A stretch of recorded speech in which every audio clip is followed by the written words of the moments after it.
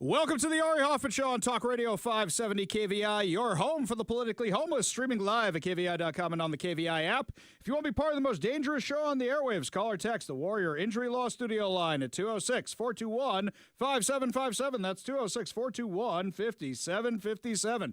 Coming up today, 3 chances to win fantabulous prizes, including our Real Deal giveaway. And, of course, you could be part of the golden age of America. But before we get to any of that, time for a daily dose of adrenaline. You want me to stick this into my heart? Are you f***ing nuts? On Friday, just as we were heading offline for the weekend, we had the story of Alvaro Flores Barboza. No, he's not from the Pirates of the Caribbean. He's from Venezuela. And he is a violent gang member, allegedly, who escaped from an ICE facility in Tacoma. Now, everybody has been very, very cagey about how he escaped. I've only heard little bits of pieces. I've seen the statements they put out on this. And the statements were basically, well, he used a sweatshirt. What does that mean? We found a sweatshirt on a fence. Oh, that clears everything up. Thank you so much. He escaped in a storm. In a storm. Oh, there was the big storm, right, quote unquote, big air quotes, the big storm in our area. That must have been what it was. Are you kidding me with all this? Okay, they're being cagey about the details. The good news is he's back in his cage because he was arrested near Beaverton, Oregon over the weekend. And that's huge, and that's great, and that's wonderful. And I actually want to call out my friend Katie Daviscourt from the Post Millennial, who was ahead of this story before almost anybody else in the media. Also, Jonathan Cho was doing a good job covering this. But the mainstream media was basically waiting for the press releases. And if you read their stories, they're just reporting the press releases. I have more questions. How'd this guy get out of jail? Could it happen again? Have precautions been made to make sure it doesn't happen again? How many other people have escaped that we didn't know about? These are questions any normal journalist should be asking, but we don't hear the mainstream media asking them. Instead, what is the mainstream media doing? Covering for the illegal immigrant criminals. I keep getting stories forwarded to me by all of you. And I was in synagogue the other day. I was in synagogue during the weekday services, and a guy said, hey, what can you tell me about this story about some nurse? And they always try to make it a sob story in the mainstream media. And then you scroll down 10 paragraphs, 15 paragraphs, 20 paragraphs, and buried at the bottom is the crime they did. Oh, they were accused of bank fraud or embezzlement or whatever. Here's the thing. If you're going to come to this country, you have to be on the best behavior. You really, really do. It's a privilege to come here, not a right. And they can basically, especially if you're not a legal immigrant, they can kick you out for anything they want. But the mainstream media is trying to make it seem like, oh, she was just a nurse. Oh, she was just a college professor. Oh, it was just a college student. And then you scroll down, has ties to Hamas. We don't need that in this country. In fact, Press Secretary Caroline Leavitt was calling out the mainstream media for this very problem this morning. You can get classified by simply having certain symbols in your tattoos and wearing certain streetwear brands. That alone is enough to get someone classified as TDA and sent to El Salvador. That's not true, actually, Andrew. According to this document, it is. No, according to the Department of Homeland Security and the agents, have you talked to the agents who have been putting their lives on the line to detain these foreign terrorists who have been terrorizing our communities? TDA is a vicious gang that has taken the lives of American women. And our agents on the front lines take deporting these people with the utmost seriousness, and there is a litany of criteria that they use to ensure that these individuals qualify as foreign terrorists and to ensure that they qualify for deportation. And the president made it incredibly clear to the American public that there would be a mass deportation campaign of not just foreign terrorists, but also illegal criminal aliens who have been wreaking havoc on American communities. And shame on you and shame on the mainstream media for trying to cover for these individuals who have. This is a vicious gang, Andrew. This is a vicious gang that has taken the lives of American women. The government filed in court which says all. And you said needs, yourself there are 8 criteria on that document. They need 8 points. And you are questioning the credibility of these agents who are putting their life on the line to protect your life and the life of everybody in this group and everybody across the country. And their credibility should be questioned. They finally have a president who is allowing them to do their jobs, and God bless them for doing it. I wish the media had been this inquisitive when Joe Biden was in office. Mr. President, why are you allowing in millions of illegal immigrants? Instead, they just published the line. What was the line? The border is secure. The border is secure. Even though everybody knew it wasn't. The only outlets who were reporting accurately on the border were conservative outlets or center-right outlets. CNN, MSNBC, all those guys were not reporting accurately on it for 4 years. By the way, we're finding out more and more thanks to Doge. Doge isn't just finding waste, fraud, and abuse. They're finding a lot more than that. On top of that, they're also finding trends. Now, Antonio Gracias is the CEO of Valor. He's part of the Doge team. And he's helping Elon Musk go through all this stuff. And they found something striking with regards to Social Security and people who are not citizens of the U.S. They had a meeting. They had a big conference. They had a big presentation over the weekend in Wisconsin. The line was like around the block to see Elon Musk on stage. He had tons of people who didn't even get in, I think, at the end. So many people want to come and see what he's doing because Doge is overwhelmingly popular. Don't believe everybody lighting Teslas on fire. We'll come back to that in a second.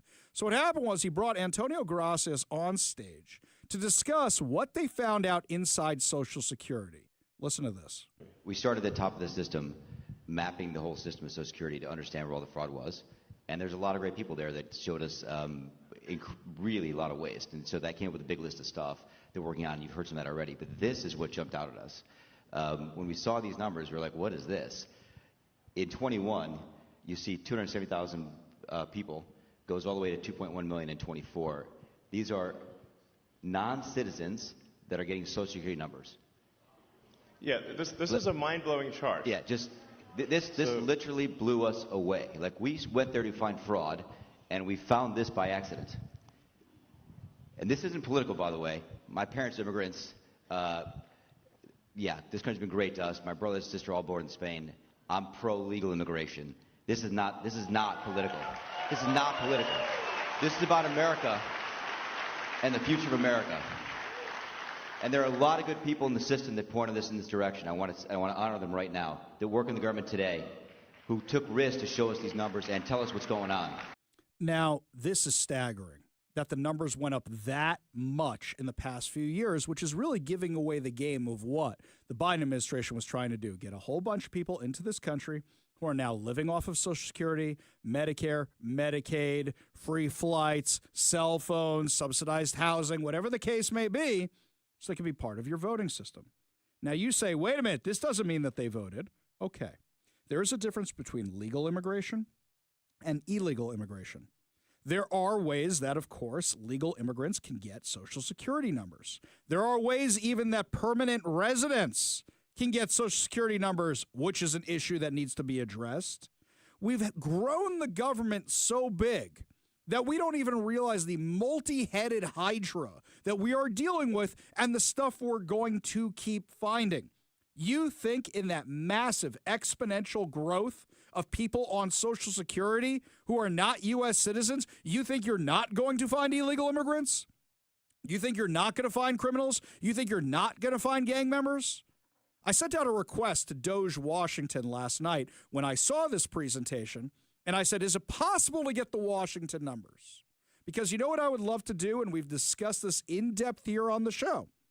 We have discussed that if you register for a driver's license, if you register a vehicle, you're automatically registered to vote here in Washington. Is the system catching everybody? And we're very curious in looking into that. I would love to know the names of all these people from that Social Security list to compare it with the voter rolls. So many of you say, voter fraud, voter fraud, voter fraud. Great. What are you doing to help us address it? What are you doing to help us call it out? What are you doing to help us reveal it? to analyze it, to find it. That's what we need to do. Otherwise, we're just screaming into the wind of social media. This is what we need to figure out. And if you think Washington's elections are at risk, which I think they are, then step up and help us. Help us compare these things. Help us find out this information. The volunteers at Doge Washington have found close to $1.5 billion in waste or stupid things we shouldn't be spending on here in Washington. The amount of waste that we probably have in our own budget is astronomical. If Bob Ferguson can find $4 billion and we can find $1.5 billion, you're almost at the $7 billion that the nonpartisan office here in the Capitol says we're at. Forget the $15 billion that the Democrats want to say we're at. Forget that one for a second. But you're almost there right now. We can fix this by exposing it. You think the Democrats aren't going to do anything about it? You can shame them. For example, apparently now the Democrats are having trouble passing their budget. They're getting cold feet about passing their proposed budget. Why? Because they've gotten so many complaint phone calls, emails from you guys, from all of you, who call them up and yell and scream about these bad bills. And all of them are worried about not getting elected. You got to keep up the pressure. Musk also revealed that during his town hall event in Wisconsin on Sunday, that they're going to review those in Congress who are strangely wealthy. Quote, there's a lot of strangely wealthy members of Congress, he told the crowd.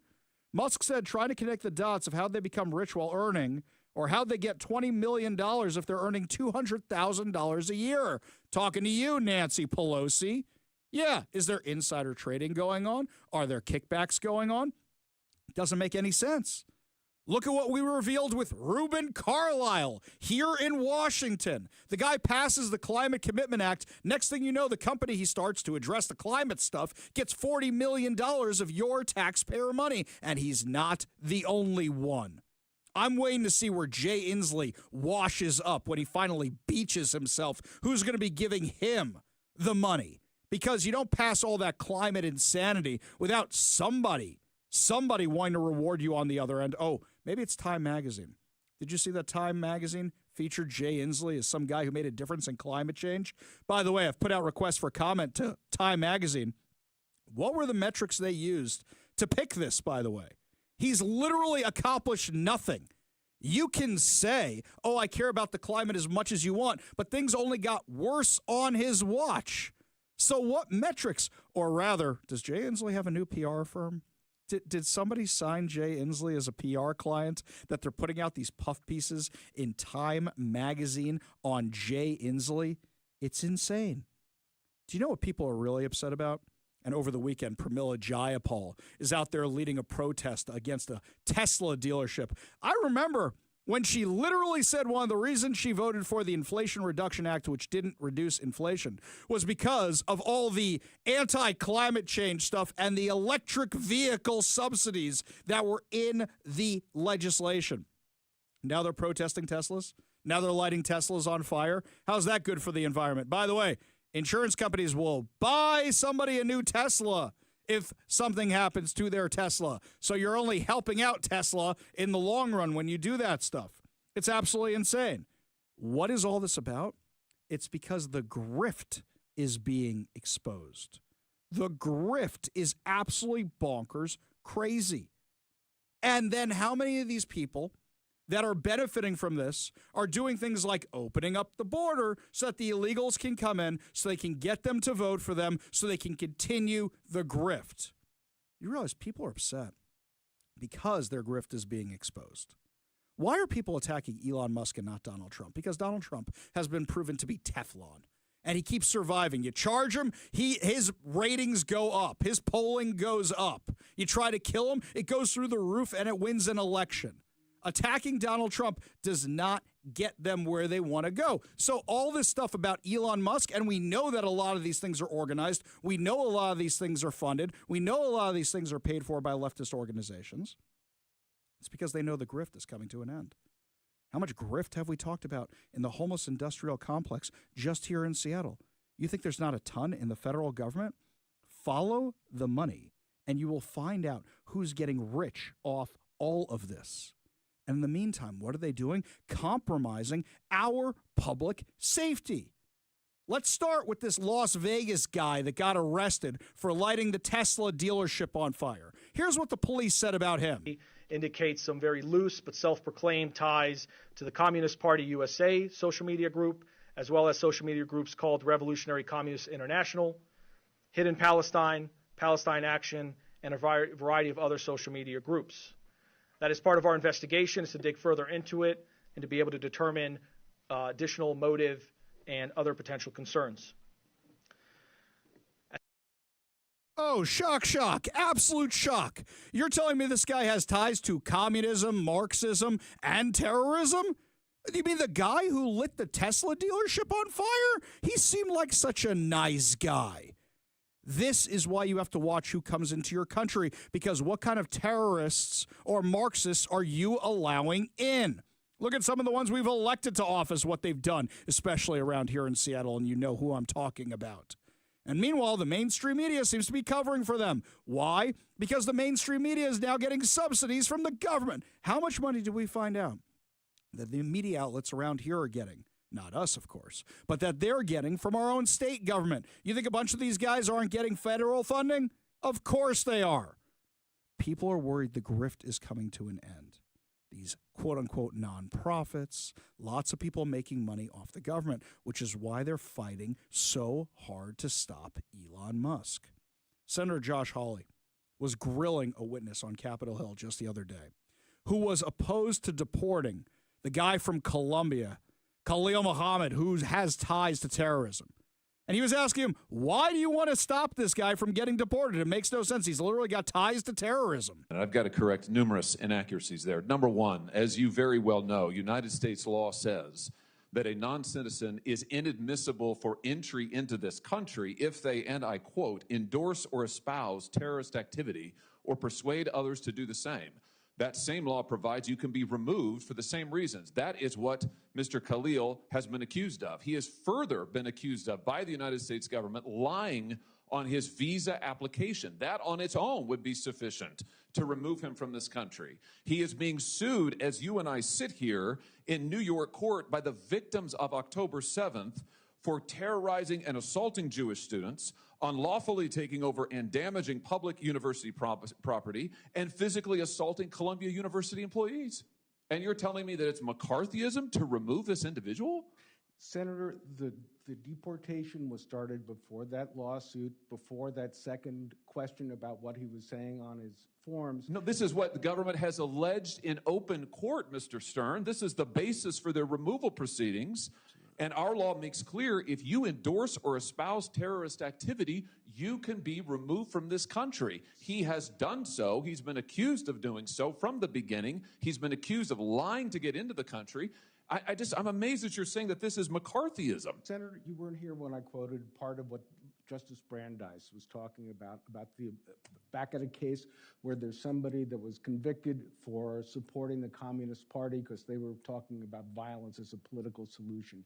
And Brandeis cautioned us that this type of robust speech, as long... This isn't speech. Lying on a visa application is not speech. Excellent. Perfectly right. It is not a right to come here. It is a privilege to come here. You don't get to lie about your ties to terrorism and then get to play the victim, which is absolutely insane. Absolutely insane. Do you realize how this circle is going? The politicians want the people who are going to vote for them to keep them in power so they can keep the grift going. But not everybody agrees with me. Going over the warrior injury law text line from the 206.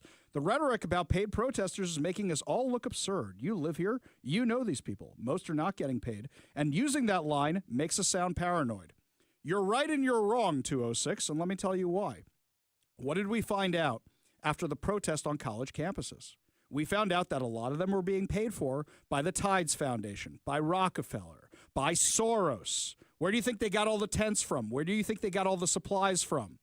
Who do you think was paying to keep the autonomous zone going? It was the city of Seattle. We have the documents. Somebody's paying for it. Somebody is subsidizing these guys. Now, with regards to the Seattle crazies, of course plenty of them show up and gravitate onto this. But you just need a few paid people to organize it, to stir up the crazies. That's what's going on around here.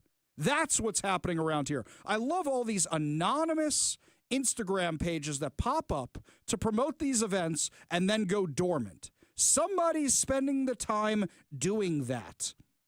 Somebody's spending the time making the graphics. With regards to the college protests, we found out on the other end, it was Hamas. We found out on the other end, it was a lot of these left-wing groups. We found that all out. What are we going to find out about this next time? Because somebody was paying for those caravans to come up to the southern border. Somebody was paying for those people to have supplies along the way that got them here. Follow the money. You will find out who has the most to lose from these grifts. You will find out who is behind a lot of these protests. You will find out who is behind a lot of this chaos. And yes, of course, you're going to find the hangers-on that just every weekend, what do I protest now? What's the current thing? But there are people who can lose millions, if not billions of dollars of their grift from the federal government if it's exposed by Musk. And they are the ones, and they are the ones putting a lot of this stuff in action because they want to make him seem so toxic that people shut down Doge. That's what's going on here. Lots more to discuss as the show continues, my friends. When we come back, is Seattle about to turn the corner on the failed experiment of defunding the police? Quite possibly, the Seattle City Council has a lick of sense. We'll give you all details when we come back. You're listening to the Ari Hoffman Show on Talk Radio 570 KVI.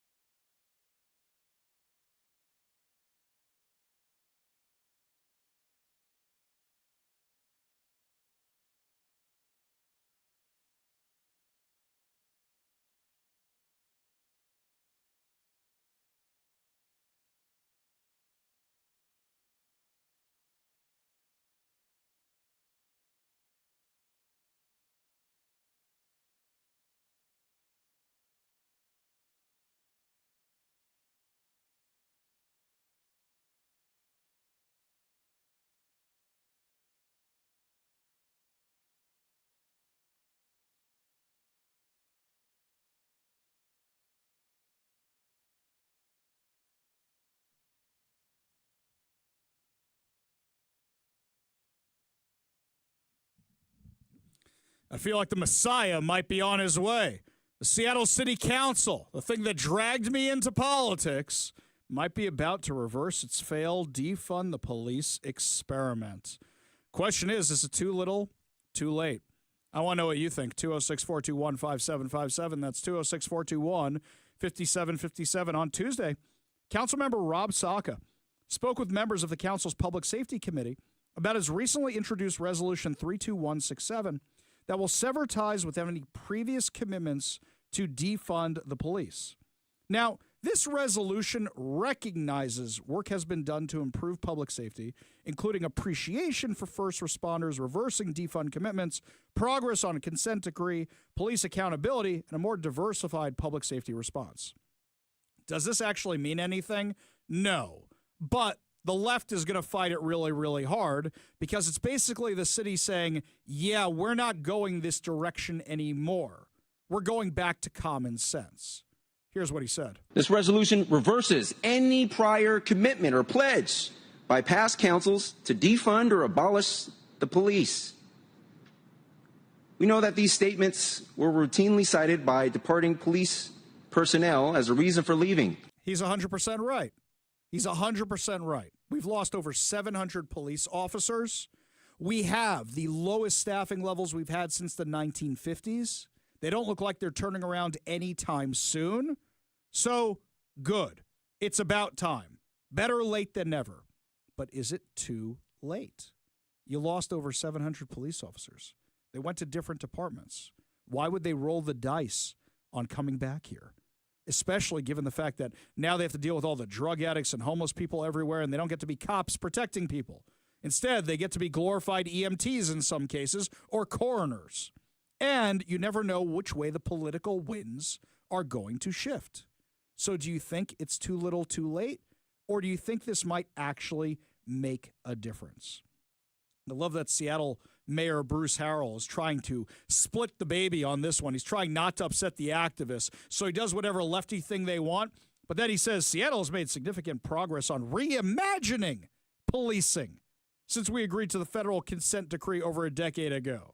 We have created one of the most robust police accountability systems in the country. We hired more police officers last year than we lost for the first time in years, and applications are soaring. If they're soaring, why were you only net positive 1? I don't believe that for a second. Reimagining, you guys are the ones who tried that stupidity where you hired social workers instead of police officers, and then the day you did that, one of them was stabbed to death by your homeless client. I'm worried it might be too little too late. Tell me what you think. You give me a call or a text. 206-421-5757. That's 206-421-5757. Remember, they just did all this defund the police insanity to appease the activists. What do you think is going to happen next? Do you think the Washington State Legislature is going to come out with legislation? We're going to ban all EV dealerships that are from a company founded by somebody who immigrated from South Africa to be part of this country, and they're racist because apartheid, right? That's just targeting Tesla because they want to keep their other EVs. What other insanity are they going to do to appease the mob this time? Oh, I'm sorry, your dealership can only be open from this time to that time like they're doing with the hookah lounges.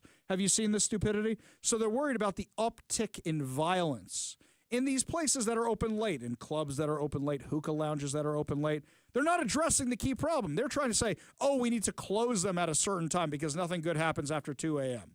While I agree with you, that's not the problem. The problem is your city isn't safe after 2 a.m. And you can pass whatever ordinances you want, but if they're not making trouble at the hookah lounges or at the clubs or wherever it is, they're going to make trouble somewhere else because that's what criminals do. They don't go, oh, well, the hookah lounge is closed. I'm going to go mug somebody else somewhere else. Of course, that's what they do. I don't say I'm going to retire and all of a sudden take up knitting or take up farming or something like that. I am concerned this may be too little too late, and they're not actually addressing the problem. Let me know what you think. 206-421-5757. That's 206-421-5757. We go to the Warrior injury. Oh, we just lost the Warrior injury law studio line. I was about to go to that one. Well, when we come back, my friends, lots more to discuss, including what's going on in the swamp. Are we about to call in Maverick to lead a team of F-16s to bomb a nuclear facility in Iran? Sure sounds like it. I'll give you all details on what Trump said over the weekend when we come back. You're listening to the Ari Hoffman Show. Talk Radio 570, KVI.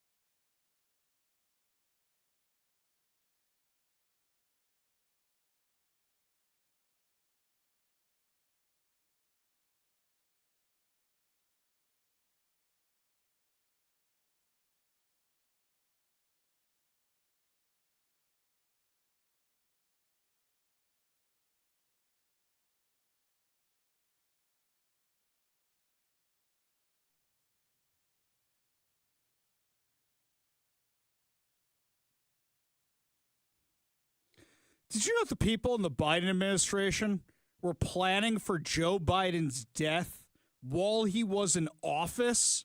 I mean, this shouldn't surprise everybody, but I thought he was so spry. I thought he was so with it. Look, I know They have plans in case of every scenario, but we're not talking about those kind of plans. We're talking about they were really worried about Joe Biden dying in office while they were telling all of us how spry he was, how with it he was. Fox News has a report for us. In a new book, it says Democrats quietly began making contingency plans around him more than 1 year before November's election. The authors write, in hush-hush talks starting in 2023, officials gamed out Biden withdrawal scenarios. A grim addition to that, aides to former Vice President Harris, quote, strategized around the possibility that Biden might die in office. If this report is true in this book, people need to go to jail. People need to go to jail. They knew he wasn't with it, and rather than invoking the 25th, they said we can get whatever we want with the auto pen, and we can just pass all the money that's been raised over to Kamala, and maybe she can become president. There was a massive cover-up, and they lied, and they lied, and they lied. And lies were lost because of it. They were planning this a year before the election. I will remind you of the following fact. It was 6 months from Joe Biden having the complete neurological breakdown on stage during the debate to when Donald Trump won the election. 6 months. That's it. Which means 6 months before that, they were gaming out his death, which means they knew there was a 50-50 shot of him not doing well on that stage. I guess the back-to-tank or whatever they were shooting him up with wasn't working anymore. They knew beforehand people need to go to jail for deceiving the American public.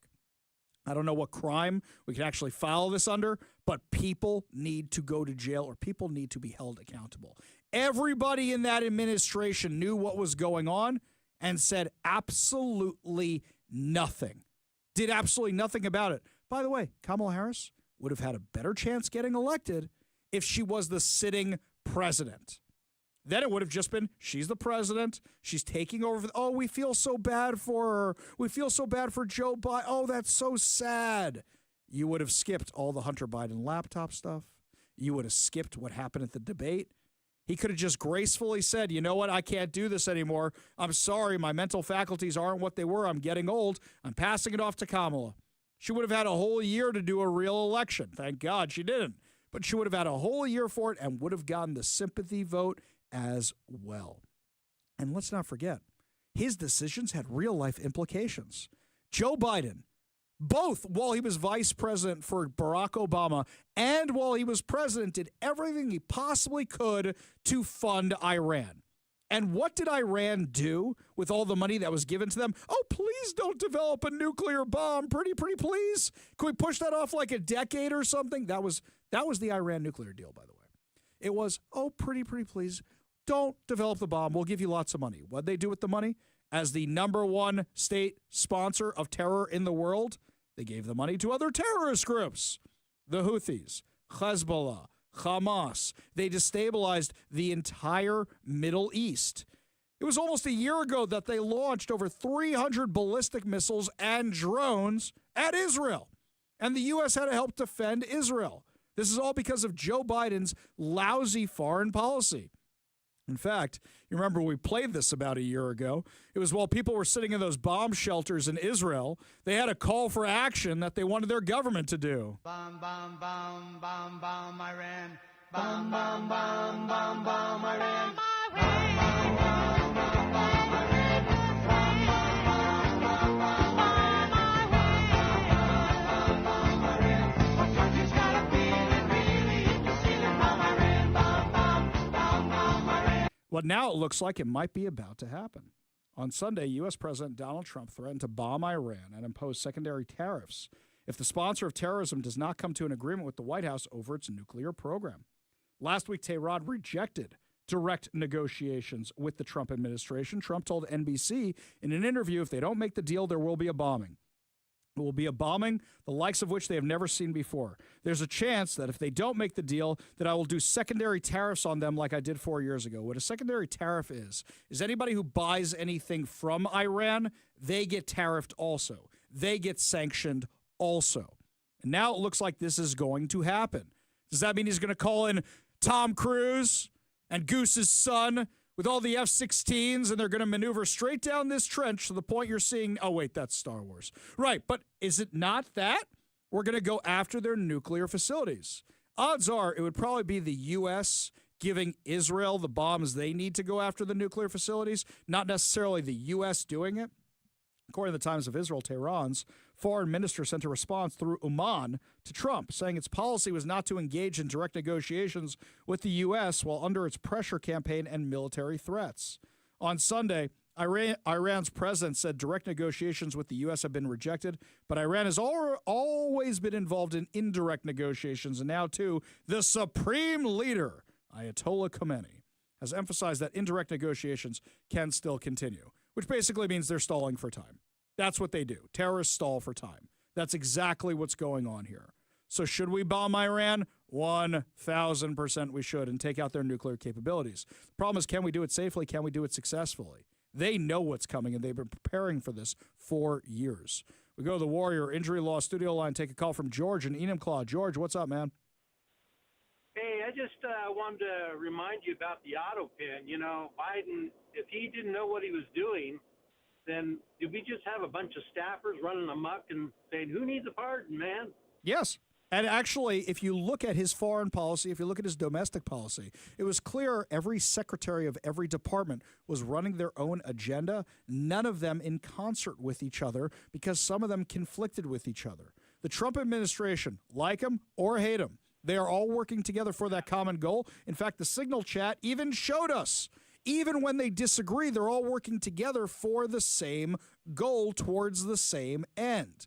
But the Biden administration was such chaos because everybody was using the auto pen and doing whatever they wanted.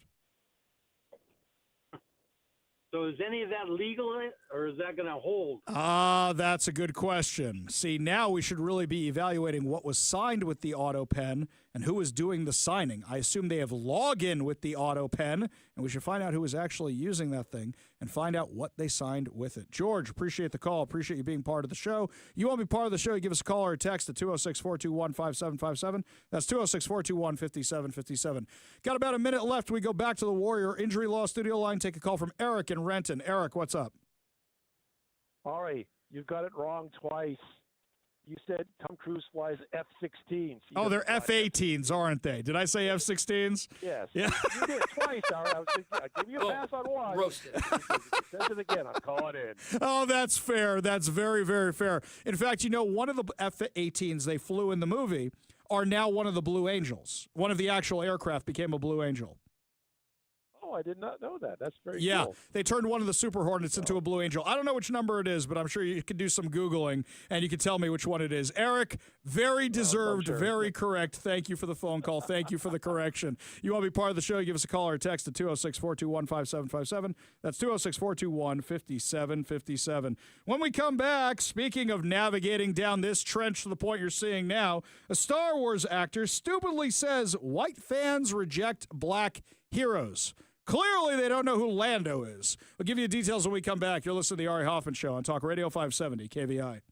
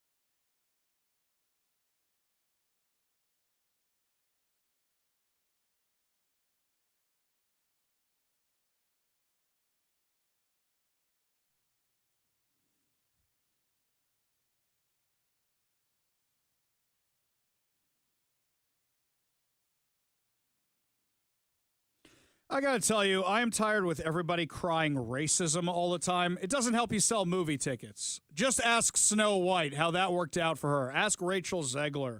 Well, now another Disney actor is speaking out. John Boyega. He's the one who played Finn, one of the worst character arcs in all of Star Wars. It had nothing to do with the color of your skin, buddy. Let me tell you why. We had another guy play a stormtrooper in one episode of The Mandalorian. That was Burr, right? Bill Burr. Bill Burr. I hate his comedy these days. I used to like his comedy, but he's kind of gone off the path, shall we say. In one episode, he had a better stormtrooper arc than Finn. Finn, who doesn't even have a real name because he comes up with the number of the stormtrooper he was, it was awful. The second movie, there was no purpose in him even being there. The third one, it was basically like, well, what do we do with him now? It was a terrible character. At least if you had killed him and Rose off by driving into that laser thing, shooting at the base in the second one, would have been a noble ending, but the character development was garbage. So here's what he said. Let me tell you, Star Wars always had the vibe of being the most whitest elite space. It's a franchise that's so white that a black person existing in it was something. You can always tell it's something when Star Wars fans try to say, well, we had Lando Calrissian and we had Samuel L. Jackson. It's like telling me how many cookie chips are in the cookie dough. It's like, hey, it's just scattered in there, bro. Okay, number one, I eat the cookie dough for the chocolate chips. That's number one. Number two, who's the ultimate villain arguably in all of pop culture? Anybody want to give me an answer? Darth Vader, until you guys screwed him up with the prequels and everything else. Darth Vader, the baddest of the baddest. You brought him back for Rogue One. Who does his voice? All right. Let's remember that. Also, Samuel L. Jackson as Mace Windu. Okay, that was a good character. Not a great movie, not used to the effect it could have been much better, but it was a fine character. It was okay. And Lando Calrissian is so awesome, we want to see him back in the Han Solo movie. In fact, I would have preferred a Lando movie to the Han Solo movie because I didn't get what I wanted. And the best part about that was Lando in that movie. I still want to have that Lando series on Disney Plus where it's basically you have Billy D. Williams doing like wraparounds, but it's Donald Glover having the adventures. Oh, yeah. I think that would be really fun. I think that's how you do it. You mean like a Wonder Years style thing? Very much where you so, got yeah. the narration. Where it's like, yeah. well, let me tell you about this time I had a real problem. And it's like, doo-loo-loo, doo-loo-loo, and proceeds to have an adventure. And by the way, I'm okay with him having an affair with a robot. That's how awesome the character was. I don't know what was going on there. That was a little strange for all of us. But yeah, I would love to see a Lando series or something. John, I'm sorry your character sucked. And I know it's not your fault. You played it as best as you could. But it was a badly written character by woke Disney that gave us absolute garbage. And you know what? He wasn't bad in the first one. But I'll leave you with this. Did nobody think to themselves to say, he's been trying to tell Rey something the entire movie in that third one. Trying to tell her something the entire movie. We all thought it was, oh, I'm force sensitive. Oh, my dad's Lando. Oh, my grandpa's Mace Windu. He never actually said it. Who's in charge of that disaster of a script there? You know, it'd be more interesting if he came out and he said, hey, here's what the lines were supposed to be, and they were left on the cutting room floor, and nobody actually checked that out. Your character was absolute garbage. And I'm sorry, man. I know when you get your big break in Star Wars, you're expecting it to change your life, but does the name Jar Jar Binks mean anything to you? That dude almost killed himself. Things ended so badly for him. Stop making everything about racism. It was a badly written character. You can agree with me. You can disagree with me. It had nothing whatsoever to do with race. And I can prove it because we just listed all these other characters that we absolutely adore and absolutely love, even if they're bad guys in Star Wars, because they're good characters. This is nothing new for Boyega. He just seems sore about this, and he keeps talking about it, trying to make racism a thing. Nobody's really listening anymore, dude, and your arguments are so easily disprovable. Maybe that's what it is. Maybe we like Star Wars more than you. To you, it was a role. To you, it was this racist nonsense. To us, we spend an inordinate amount of time talking about Star Wars and Star Trek and the other stuff. For us, it's a huge fandom for us. And unfortunately, you're the thing we never talk about. I think that's really what you're sore about more than anything else. When we come back, my friends, your chance to be part of the golden age of America and go home with $2,000 plus a Daniel's Broiler gift card. That plus how much you're going to need that money because of the taxes coming your way. You're listening to the Ari Hoffman Show on Talk Radio 570 KBI.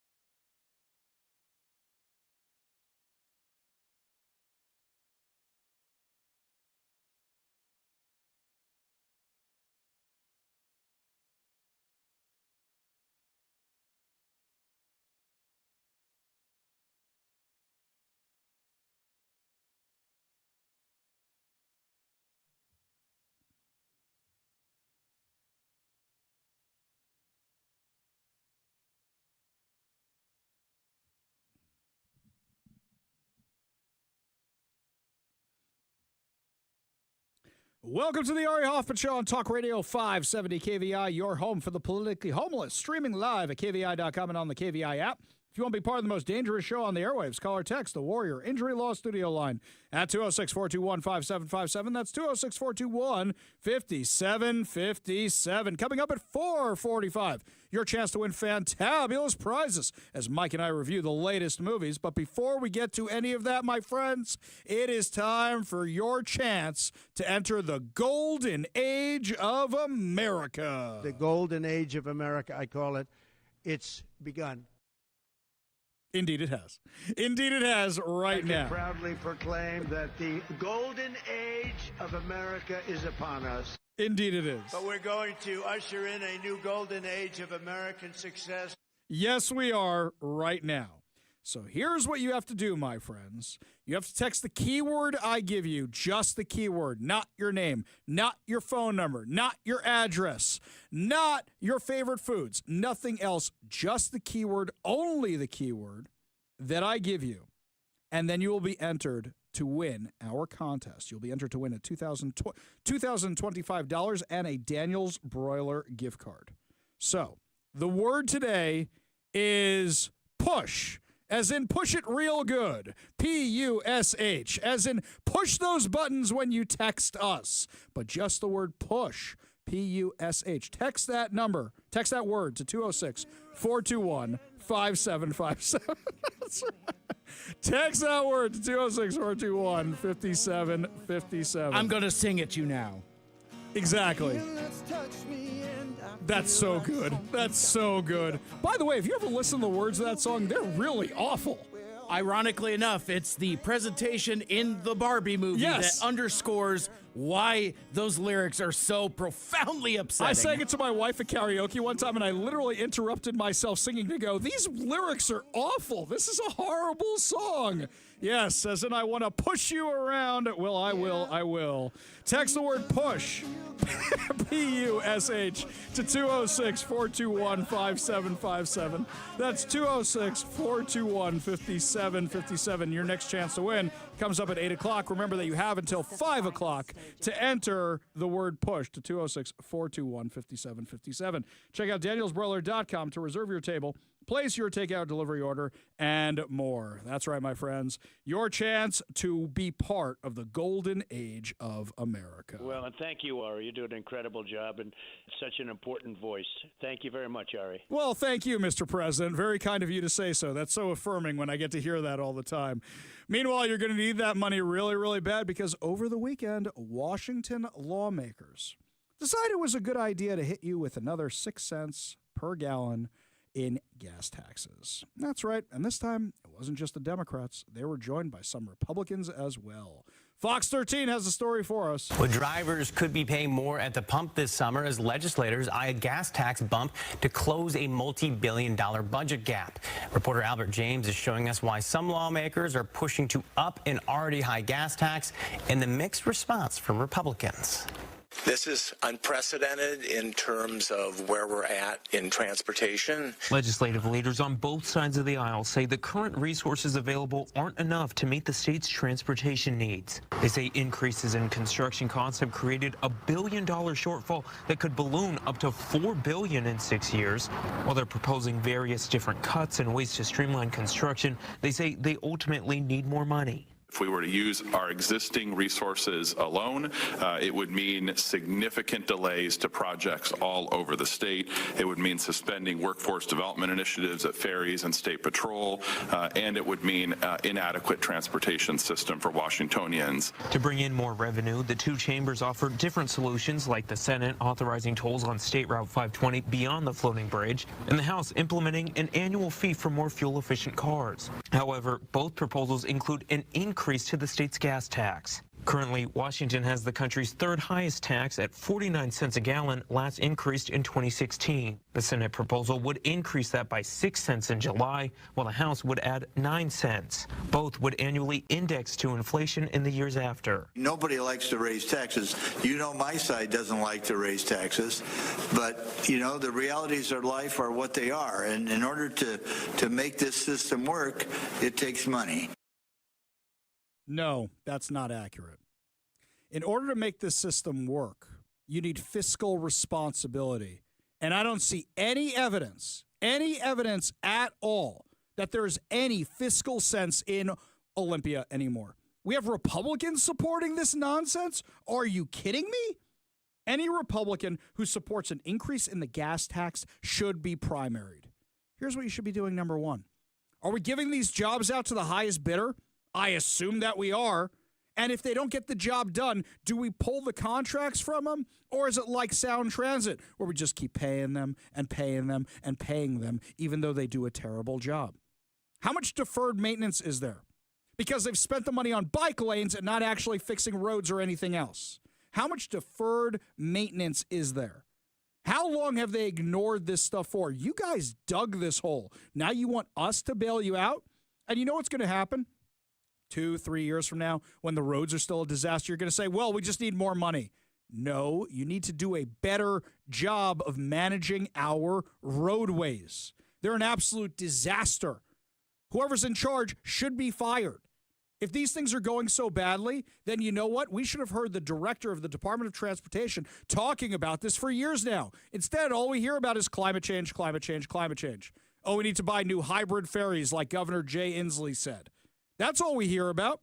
With regards to roads and bridges, you guys let that bridge going into Oregon over the Columbian River degrade so badly that now so much time has gone by, the cost of the bridge is what, quadrupled? You guys didn't do your jobs, and now you want us to bail you out. Are you kidding me? Something fascinating is that for once, me and the Seattle Times are on the same page. Literally. There were 2 op-eds in the Seattle Times over the weekend calling for more fiscal responsibility, calling to cut spending rather than jack up taxes, because they know what's going to happen, as we got into in depth last week. If you raise taxes, you will price people out of the market and they will leave. And then you have less of a tax base. If you tax corporations, they will leave, just like they did in Seattle. And now you are $47 million short of tax revenue where you thought you would be, because so many companies moved out and they warned you they were going to. Do you know how you solve these problems? You grow your economy and you have more money to spend. Look at South Lake Union. All that money that was invested in South Lake Union, thanks to Amazon being here, it was a lot of tax revenue from Amazon that allowed those streets to be redone. It's gorgeous. It's beautiful. Too bad nobody works there anymore because Amazon moved out of town because you guys chase them out. You want to know what happens when people come to a city, come to a state because they want to be there? You have so much revenue, you don't know what to do with it. And the truth is, Washington was like that until this year, where they finally exceeded it, and now they're about to chase everybody off. You want the complete polar opposite of us? They're talking about increasing our property taxes here. They want to increase our property taxes. Oh, that gas tax, by the way, it's tied to the index of inflation, which means it's going to go up every year, which means even as gas prices go down nationally, they're going to keep going up in Washington. You want to see the complete polar opposite from us? Let's go all the way diagonally across the U.S. down to Florida. Here's what Governor Ron DeSantis said today. November of 2026. So with that $5 billion, I'm proposing that the legislature direct that to immediate relief for all Florida homestead owners. And if we do that, we would end up with about $1,000 in property tax cut for every homesteaded Floridian. And that will make a big, big difference. And part of the reason we're able to do this is, although property taxes are local, there is a portion of that is required local effort for state, for schools. We have a massive surplus. We can cover that through our normal budget reserves. We don't need to have people paying property taxes this year on that specific line item, so we would roll that back to zero. We'd also roll back some of the local lines and issue a rebate, and so that's how you end up getting to the $1,000 per resident or homesteaded property. And look, I mean, I know we have people that have investment properties. I'd rather focus it on the homestead. See, when you have tons of people coming to you, you get their taxes anyway, and you don't need to nickel and dime them because you have so much money. In Florida, the amount of building that's going on is incredible. I was in Boca Raton not too long ago, and the buildup is so much. They can't keep up. For the Jewish community, and there's not that many of us, the Jewish community, so many people move there from New York and elsewhere, from other blue states, that they can't keep up with the amount of synagogues and schools they need down there. They're constantly building more schools, constantly building more synagogues. I saw it with my own two eyes. I cannot believe how many people are moving there. And how do I know they came from other places, aside from the data I see on a regular basis, aside from the fact they got a congressional seat? You know this thing I wear on my head, this yarmulke thing? All the kids were wearing them from different cities. Normally, you go to New York, they're wearing Mets, they're wearing Yankees. You come here, they're wearing Seahawks, whatever the case may be. All those kids in Florida had whatever city they came from because they're still fans of that city. When you have that many people who want to come to your state, you have so much money, you don't know what to do with all of it, and you can refund property taxes. Unfortunately, we've got the complete opposite going on here in Washington. It's so bad that even King 5 has become one of my go-to outlets because they've done a phenomenal job of covering this tax insanity. People up here love the flavor, and you can't get barbecue up here hardly, right? At Gig Harbor's BBQ to You, they're proud of their prices. $25.75 for a pound of brisket. Owner Gary Parker would much rather talk about meat. You can see that they've got tomorrow's briskets already on there. Than the tax proposals coming out of Olympia. They're horrifying, is my word. I'm scared to death. Live fires. Gas tax increases would make his Texas wood for the smoker more expensive. How we doing, guys? He doesn't own the space, but if his landlord sees increased property taxes, Parker expects to see higher rent. How you doing? And while he is not considered one of the state's richest residents or largest corporations, his suppliers are, so he expects their higher costs to be passed down to him. All they're thinking about is grab money, right? But at what point do they start to consider that we're going to break the back of small business? Parker, along with the Association of Washington Business, Chamber of Commerce in Bellevue and Seattle Metro, as well as the Washington Roundtable, are asking for a legislative budget do-over. Quote, "We urge House and Senate Democrats to go back to the drawing board and develop a solution that prioritizes fiscal discipline over harmful new taxes."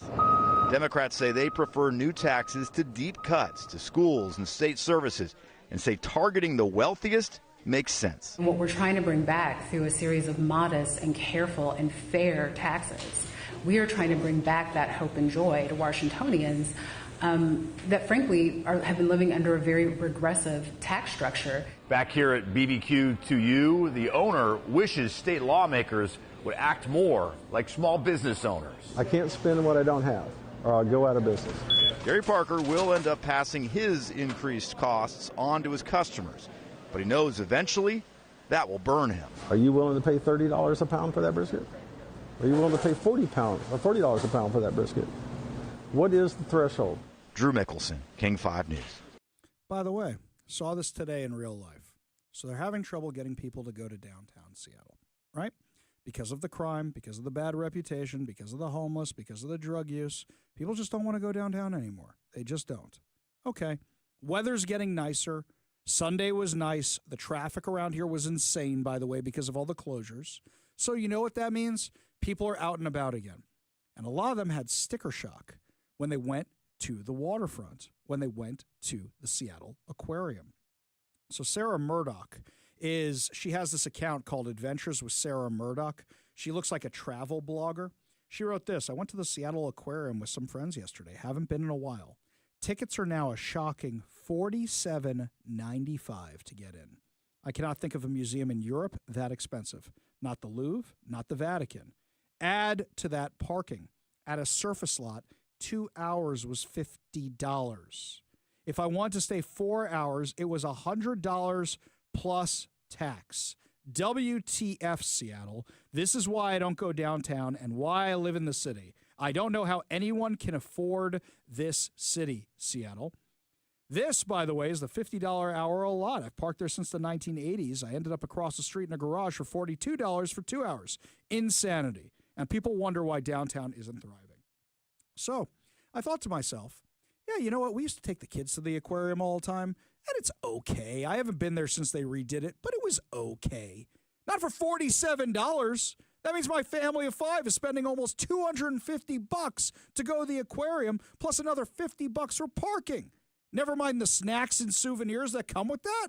I'm not planning on going to Disneyland or spending Disney prices to do that. Are you insane? By the way, I compared the aquarium to other attractions around here. The most expensive attraction I know that we went to regularly that we ended up buying membership was the Mopop, the Museum of Pop Culture and Sci-Fi, all that. That one was still $10 less than the aquarium. The best bang for your buck is the Flight Museum. It's cheaper, great membership rates, and on top of that, you could spend an entire day there. Definitely the absolute best buck in town. The Woodland Park Zoo, half the price of the aquarium, and they got to take care of all those animals. Think of the amount of space they got to take care of, and they got to take care of the homeless who are always around that area.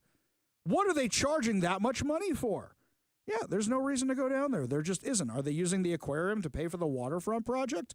Look, the aquarium's nice and all, but it's nothing compared to like the Baltimore or Atlanta or Hawaii or any of those. And I'm sorry, I'm not going to pay that much to go to the aquarium. When the prices go up, people stop shopping there. So when the prices go up at their restaurants, they say, you know what? I can make the grill at home. I can make the barbecue stuff at home. I can do this at home instead of going out. And here's something else. Look at South Lake Union. How many businesses closed when Amazon left? How many businesses will never come back? We lost, what did we lose? We lost some big grocery stores too. Lost the PCC, lost some other stuff down there. We did stories nonstop about all the businesses closing down there. When you guys tax the people, they end up not paying it anymore because they can't afford it anymore. By the way, cautionary tale for the Trump administration. This tariffs business, if it keeps making things more and more expensive, you guys said you were coming into office to make things more affordable. If prices keep going up, this is a cautionary tale for the Trump administration. It's crazy to me, absolutely crazy to me, that the Democrats around here are always screaming and yelling about affordability. And they are trying to tax every single level. They say it's on the rich people. That gas tax there, the rich people aren't going to feel it. We're going to feel it. You and me. You who's driving in your car right now going, oh my God, how much more is my gas prices going to go up? They're taxing us at every single level, and they may end up costing some of us our jobs. Why? Because when the companies people work for decide it's too expensive to operate in Seattle anymore, they leave town. And unless you're going with them, you're out of a job. We go to the Warrior Injury Law Studio line, take a call from Doug and Roy. Doug, what's up? Yeah, I heard here a few minutes ago our organized crime members in the state capitol are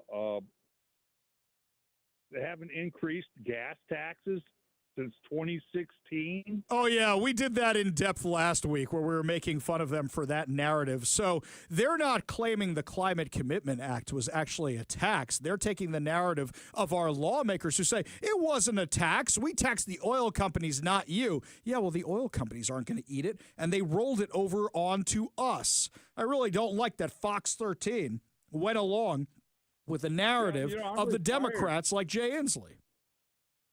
I'm retired, and I can't afford to leave, and I can't afford to stay, so I don't know what the hell I'm going to do. Yeah, that's a problem I'm hearing from a lot of people, Doug, not just you. A lot of people are talking to me who have never talked about moving before who are now talking about it. I love my spot. I got a nice little shop, and I kind of diddle around in there and kind of make ends meet in my little shop. I got a lathe and a car lift and stuff like that in there, but and neighbors help me out. You know, they give me stuff. You know, I change people's oil, grandma's oil, and stuff like that in their cars, and I can't afford to do that anymore. Yeah, that's the problem so many people are having, Doug. I'm so sorry to hear that. Appreciate you being part of the show. Appreciate you giving us a call. You want to give us a call, you give us a call or a text at 206-421-5757. That's 206-421-5757. We go back to the Warrior Injury Law Studio line. Take a call from James in Covington. James, what's up, man? Hey, how's it going, Ari? Good. What's up? Yeah, so you were talking about the cost of the aquarium, and real quick, you mentioned that they upgraded the old aquarium, but they actually built a new one. I actually worked on that project from the ground up. Mm-hmm. And about halfway through the project, it was about a 2.5 year project. When the state came out with their budget, my mom actually writes the state contracts and the budgets. So they actually had to put a $20 million line item, give or take $20 million, just for that aquarium, because they built it all on donations and then ran out of money. And then that $20 million that came from the state was just to cover material cost expenses over that 2-year period. That's insane. So That's absolutely insane. Which would reflect why the old aquarium, which I only went to I've lived in Washington my whole life. The first time I actually went there, even though I worked right across the street from it, was because as a worker there, we got access to go into the new aquarium a weekend before it opened to the public, which was also good for the old aquarium. But yeah, the prices I saw, they were $50 a person even at the new aquarium. Yeah, it's bonkers crazy. It's just to cover that. I mean, all the taxpayers paid for it, and they called it like a donation project. Like it wasn't supposed to come from public funding. Yeah. Or taxpayer money. Yeah, by the way, I'm not in favor of taxpayer money going to any of this stuff, even football stadiums or baseball stadiums and stuff. It never actually pays for itself, which is absolutely great. Here's something else. Here's comparison for you, James. What would you say is the biggest tourist trap in Seattle? What is the biggest tourist trap attraction you have to pay for?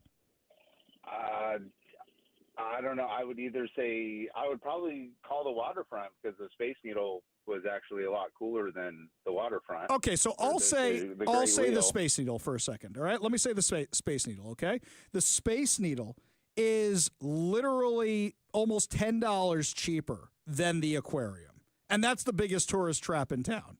Just so you can go to the top. Oh, wait, you can't get a Starbucks anymore. They don't even have the Starbucks up there anymore, I don't think. But, I mean, I like the Space Needle. Elevator. Exactly. You pay $30 for an elevator ride. How crazy is that? James, appreciate the perspective. Appreciate you being part of the show. You want to share any of that information with us on the inside, on the sly, you email us, ari@kvi.com. That's ari@kvi.com. When we come back, my friends, lots more to discuss as the show continues, including in Los Angeles, there's a texting scandal where apparently they deleted a whole bunch of texts and now the mayor's being held accountable. I've seen this movie before. You're listening to the Ari Hoffman Show on Talk Radio 570 KVI.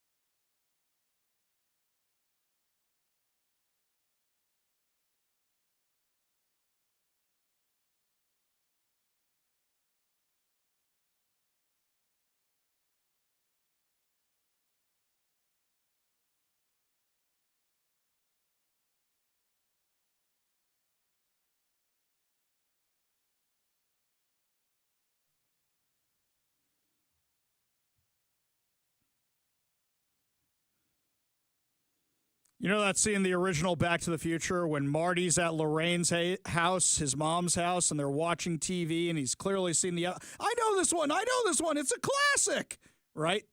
Saw it on a rerun. That's how I feel with this next story. Tell me if any of this sounds familiar to you. The Los Angeles Times is suing the city over Mayor Karen Bass allegedly deleting texts amid the bungled response to the autonomous zone. I'm sorry, to the California wildfires. Literally, we have almost the exact same headline when the Seattle Times sued Seattle over Mayor Jenny Durkin, Carmen Best, Harold Scoggins, and everybody else deleting their text messages from the autonomous zone. Local officials' handling of the crisis has been widely condemned as an indictment of California's government, especially with Bass away on a trip to Africa for the swearing-in of Ghana's president when the Palisades fire erupted on January 7th. The mayor did not get back to L.A. until January 8th. According to Fox News, the Times sued the city of L.A. on Thursday, accusing officials of breaking the law by withholding and deleting the mayor's text messages and other records during the wildfires. In a news article on the paper's own lawsuit, the Times staff writer Sonja Sharp reported the city has already turned over many of the exchanges between Mayor Karen Bass and other officials sought by Times reporters. But officials have argued they're not compelled to do so under the state public record laws. The Times disagrees. Empowering public officials to scrub their records or to decide which are subject to the laws sets a dangerous precedent, Thursday's suit argued.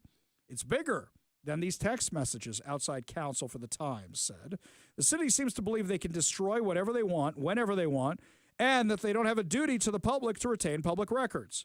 By the way, apparently they feel like they can destroy whatever they want when it comes to houses, too, because they're not reissuing the building permits, and they're putting all these restrictions on what you can and cannot rebuild. This is absolutely insane. The Times reported that the mayor's office, after initially saying the texts were deleted, ultimately said it was able to recover the deleted texts. The last week provided about 125 messages, noting that an unspecified number of others were redacted or withheld based on exemptions to the law. You mean they might incriminate somebody? You mean their lawyer told them not to give them over? It's public records, guys. You have to turn them over. You know what I think Karen Bass's mistake was? She didn't get all the other officials in on it the way that Jenny Durkin did. Jenny Durkin got Carmen Best to delete them. She got Harold Scoggins to delete them. And what's the worst that's going to happen here? So Los Angeles figures, you know what? It's easier just to pay the fine. We'll pay the legal fees because we're not paying for them. We'll pay the fine because we're not paying for them. And then we'll be perfectly fine. That seems to be the approach they're going with, because Democrats can get away with this kind of stuff. If it was Republicans, every member of the media would be screaming their heads off about this. I'm impressed that the LA Times is actually doing it, because they're not in my little black book of the right-wing media conspiracy. And in fact, they've gone the way of the Seattle Times, where they barely do any reporting anymore. And they usually just grab things from national headlines, from the AP, from Reuters, from the Washington Post, from the New York Times. So I'm impressed they're actually doing it. But if Democrats didn't think they could get away with it, they wouldn't keep doing it. And this continues time after time after time after time. I literally put the two headlines, the front page of both papers, the Seattle Times and the Los Angeles Times, side by side. It's like deja vu all over again. When we come back, my friends, you won't believe what they are teaching kids in health classes of Seattle public schools. We have the information. We'll give it to you when we come back. You're listening to the Ari Hoffman Show on Talk Radio 570 KVI.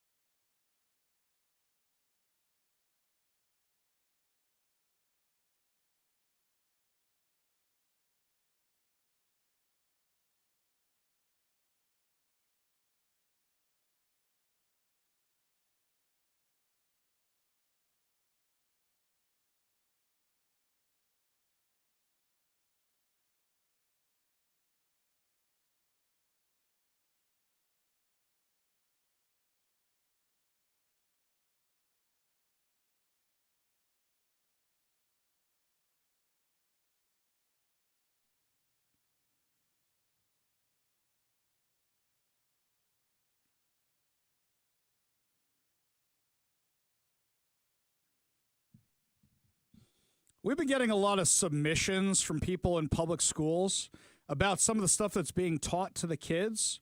This assignment was given out at Roosevelt High School in their health class. Now, I assume your health class was a lot like my health class without the Talmudic literature. Right? I assume we both had the biology aspect of this, where you get to see some diagrams you don't want to see, you get to talk from the coach, and it's a conversation you don't want to have in health class, but you know what? You get through health class. Would you like to know what they're teaching in health class now? This was the assignment. Sexual orientation and gender identity objectives. Know the difference between biological sex, sex assigned at birth, gender identity, and sexual orientation. So we're just playing make-believe now? We're just making up words now? They have a chart. It looks like a bingo board. Biological sex is one box. You're supposed to write the definitions of each of these. Assigned sex is another one. Gender, intersex, club, undersex. Fluidity, gender identity, sexual orientation, queer, asexuality, coming out, sexual behavior, non-binary, and homophobia. And they have 2 blank boxes at the bottom. Looks more like Hollywood squares. You know, some of these are in direct contradiction to each other. But I guess if you can identify however you want, nothing's to stop you from just making this stuff up. They also have a link that says we will watch the video. The way we think about biological sex is wrong together. This is a TED Talk given by somebody with all this nonsense. Yes, it's on YouTube. I watched it so you don't have to. If there was anything fun in it, I would have played the clips from it. It's just ridiculous nonsense. Next, we will explore the links to Planned Parenthood on sexual orientation and gender identity. Now, the assignment I got a copy of did not have the Planned Parenthood links, but it did have links to Harvard's material on gender fluidity. They have an article here. It says, Gender Fluidity, What It Means and Why Support Matters. We're just supposed to go along with your mental illness as opposed to getting you help. I think the Trump administration is going to be sniffing around Harvard for many other reasons soon. This, according to the Free Press, this broke today. The Trump administration is investigating billions of dollars in federal grants and contracts to Harvard University, notifying the school in a letter on Monday that it has failed to address anti-Semitism on campus. According to a source familiar with the review, President Donald Trump's anti-Semitism task force is investigating the $255.6 million in contracts and $8.7 billion in multi-year grant commitments between the government and Harvard. A source familiar with the review said the investigation is being launched over concerns about Harvard failing to abide by its civil rights law responsibilities. The source warned that should Harvard not address the concerns from the task force about anti-Semitism and take steps this week, it could lose federal funding. By the way, this would be so much fun to watch.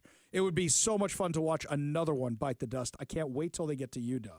I mean, they already took away $400 million from Columbia. Then we did those stories last week where Columbia agreed to Trump's terms, and then the president of the university said to her staff, no, we're not actually going to do any of that stuff because they were facing a faculty revolt. Well, there was a little bit more fun over the weekend. On Friday, I saw this right before I went offline for Sabbath. Do you know the new interim president of Harvard resigned because the backlash was so bad over that? So the faculty says, hey, we're not going to comply with any of this stuff. We want to be anti-Semitic. We want to persecute students. These are all the woke faculty members. So she says, it's okay. You can keep persecuting students. You can keep being anti-Semites. And what happens? The rest of the world found out the transcript of that meeting. Well done, everybody. So she resigned in disgrace. Their newly appointed president previously dismissed congressional hearings on anti-Semitism on college campuses as Capitol Hill nonsense. Claire Shipman, who was named Columbia's president on Friday. What is that, 4 presidents in a year? Is that 4 presidents? I think that's my math. I think it's 4 now. Has been serving as the co-chair of the university's board of trustees. Shipman is a former CNN White House correspondent who was previously married to Jay Carney, the former Obama administration press secretary. In December of 2023, Shipman wrote in a text message to then-President Minouche Shafik that she thought Columbia would be spared from the Capitol Hill nonsense. The remark was in reference to Representative Elise Stefanik leading congressional hearings that focused on anti-Semitic campus protests following the October 7th Hamas attacks on Israel. The hearings notably led to the resignation of Harvard President Claudine Gay, University of Pennsylvania President Liz McGill, after failing to directly state whether or not the call for genocide of Jews violated their school's harassment policies. Let's not forget, Manoush Shafiq wasn't long for this world either. She resigned shortly thereafter. She was texting that this was just Capitol Hill nonsense. They deserve to lose their federal funding and never get it back if these are the people they keep appointing. We go to the Warrior Injury Law Studio line, take a call from Rob in Mount Vernon. Rob, what's going on? How far back in the history of the United States was it determined, whether by Congress or whatever, that federal taxpayer dollars needed to start supplementing, I hate to call them higher institutions of learning because they're certainly not, but I mean, when did it all start? Well, let me take the devil's advocate. Let me play devil's advocate for a minute here because we are the most pro-devil show on the radio. So let me play that for a second. We do have research laboratories at a lot of these universities, and I would assume it started with the research. Then I would assume it went off the rails under the Department of Education, where we have to supplement the higher learning. But then there's something worse that happened was when they decided everybody needs to go to college. And now we don't have enough contractors. Now we don't have enough people working in other industries, and we have too many people who can't get jobs out of college because they're not qualified to do anything because they got degrees in underwater basket weaving. Oh, that's not fair. At least if you weave a basket, you can sell the basket. They don't even have those kind of skills. You know, they got it in lesbian dance poetry or whatever else it is, and they didn't get anything useful. You know, Rob, you've given me a challenge. I am now going to go do research and see when the federal government started funding this. I assume it came from the research grants and then came out of there, but I will check it out. Appreciate the call. Appreciate the question. Appreciate you being part of the show. You want to be part of the show, you give us a call, 206-421-5757. That's 206-421-5757. When we come back, Mike and I are going to give our review of Jason Statham's latest movie, A Working Man, plus your chance to win fantabulous prizes. You're listening to the Ari Hoffman Show on Talk Radio 570 KVI.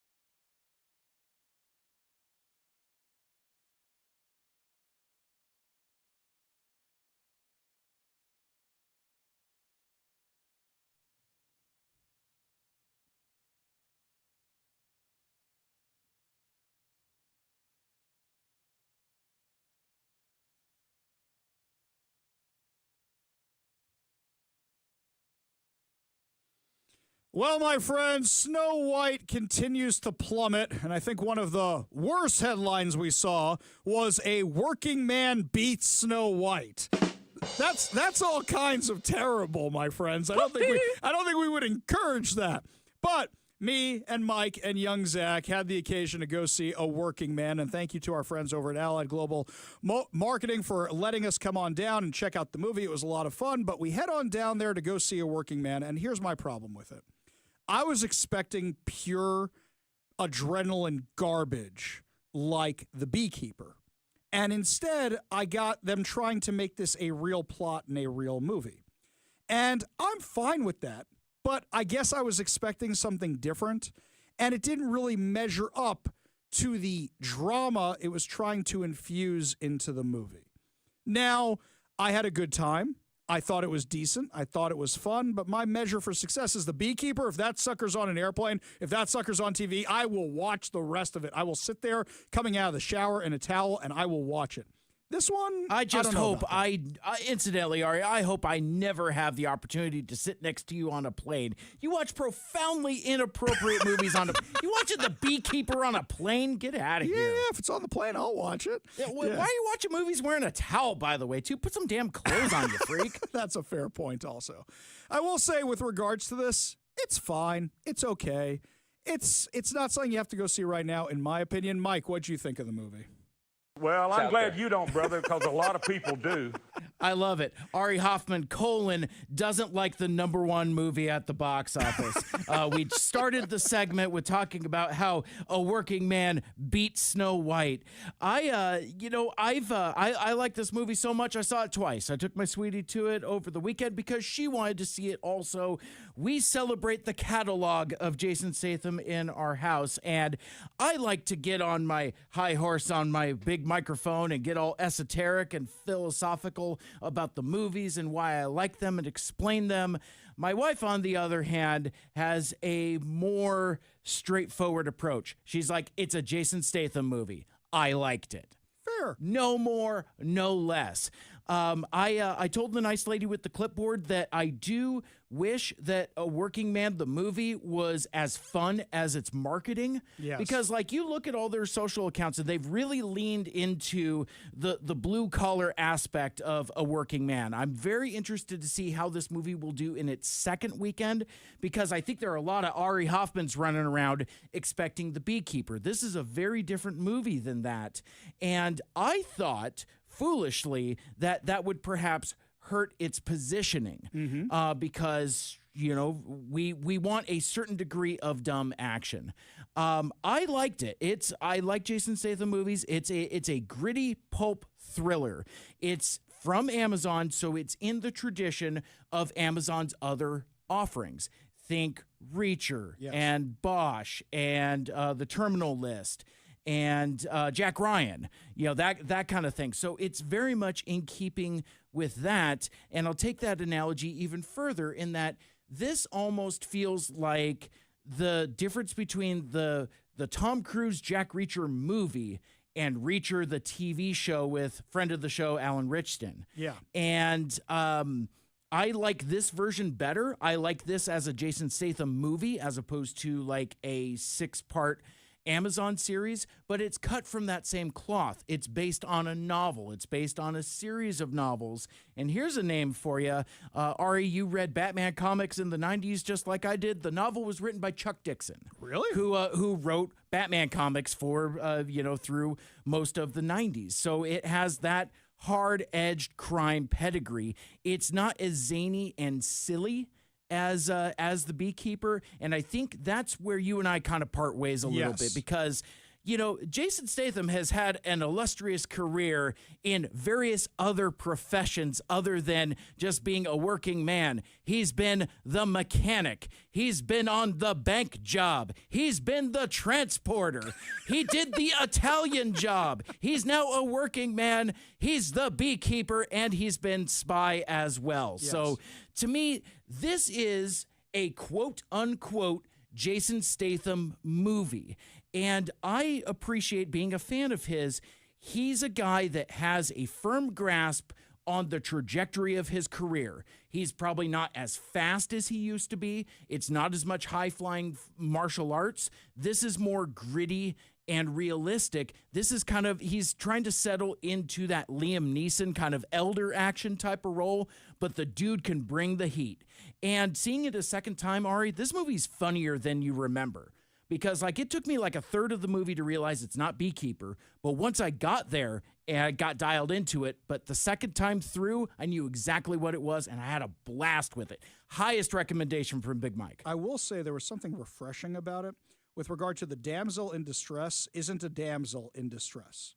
And that was a refreshing take on a classic formula that you know what's going to be. And I enjoyed that aspect of it more than I should have because it was original and new and different. And I did like that a lot.